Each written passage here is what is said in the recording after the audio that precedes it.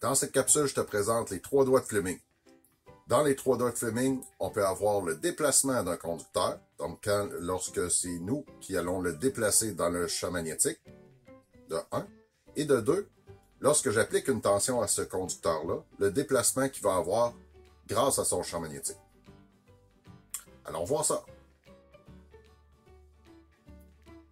Il y a trois choses à savoir sur la règle des trois doigts. Chaque doigt représente une action ou une observation que nous allons faire. Donc, l'index va représenter le sens du champ magnétique. Donc, nous allons avoir deux électroaimants de chaque côté.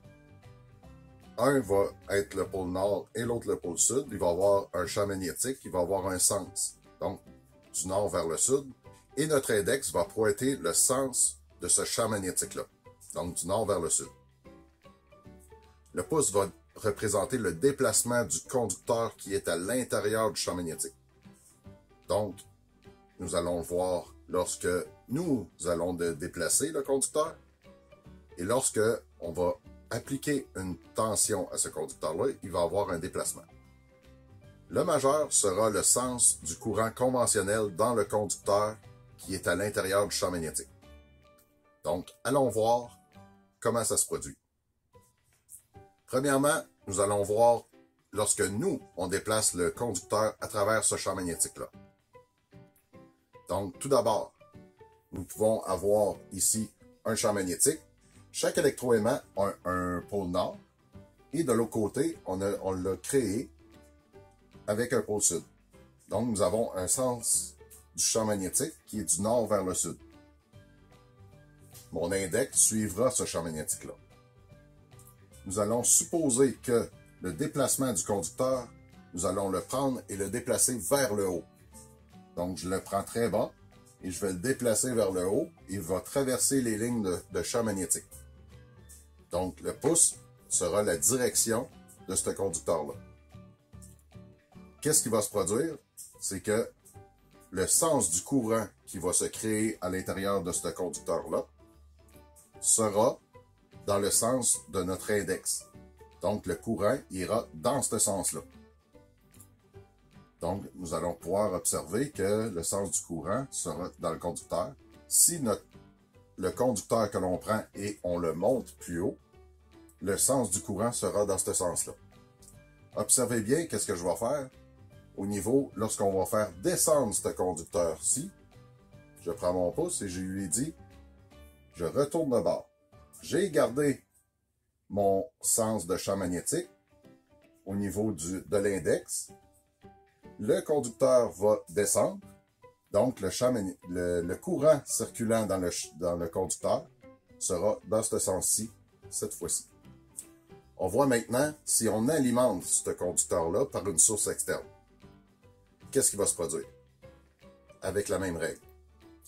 Étant donné que nous sommes au niveau moteur, donc qu'est-ce que nous avons vu précédemment? C'était la fonction génératrice.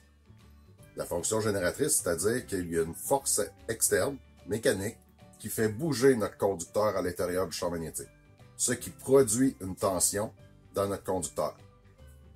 Maintenant, nous allons voir si on alimente ce conducteur-ci, nous allons avoir une force électrique qui fera bouger le conducteur. Allons voir cette règle. On a utilisé la main droite pour les génératrices. Maintenant, il faut utiliser la même règle, mais avec la main gauche, étant donné que c'est une force motrice. Si j'alimente le conducteur qui est au centre, et puis j'ai un champ magnétique toujours, donc mon index va représenter le sens du champ magnétique. Le sens du courant qu'on va faire circuler du plus vers le moins dans le conducteur sera dans ce sens-ci. Donc, vous voyez bien que le sens du courant dans le conducteur va circuler dans ce sens-ci du plus vers le moins. Qu'est-ce qui va se passer au niveau de mon conducteur? C'est qu'il va avoir une force qui va le faire descendre du champ magnétique. Donc, c'est qu'est-ce qui explique la règle des trois doigts de Fleming. À l'inverse, nous changeons la polarité au niveau du conducteur. Donc, on va voir que le courant va aller dans ce sens-ci. Mon champ magnétique est toujours ici.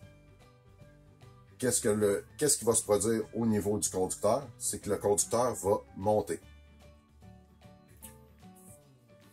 En résumé, règle de 3 doigts, le sens du champ magnétique, le courant du conducteur, du plus vers le moins dans le sens conventionnel, et la direction, soit que je le fais bouger ou qu'il va bouger lorsque je vais l'alimenter. Donc ça, c'est les 3 doigts, c'est les 3 règles, que ce soit de la main droite ou de la main gauche, qu'il faut retenir. Maintenant, lorsque nous faisons bouger le conducteur à l'intérieur du champ magnétique, il faut utiliser la main droite. Lorsqu'on alimente le conducteur dans un champ magnétique, il faudra utiliser la main gauche. J'espère que tu vas t'en souvenir. Tu vas en avoir besoin pour comprendre comment fonctionne une génératrice, la production d'électricité. Et d'un autre côté, tu vas en avoir aussi besoin, avec la main gauche, pour comprendre pourquoi un moteur tourne. D'après moi, tu commences à comprendre pourquoi le moteur tourne grâce aux 3 doigts de Fleming.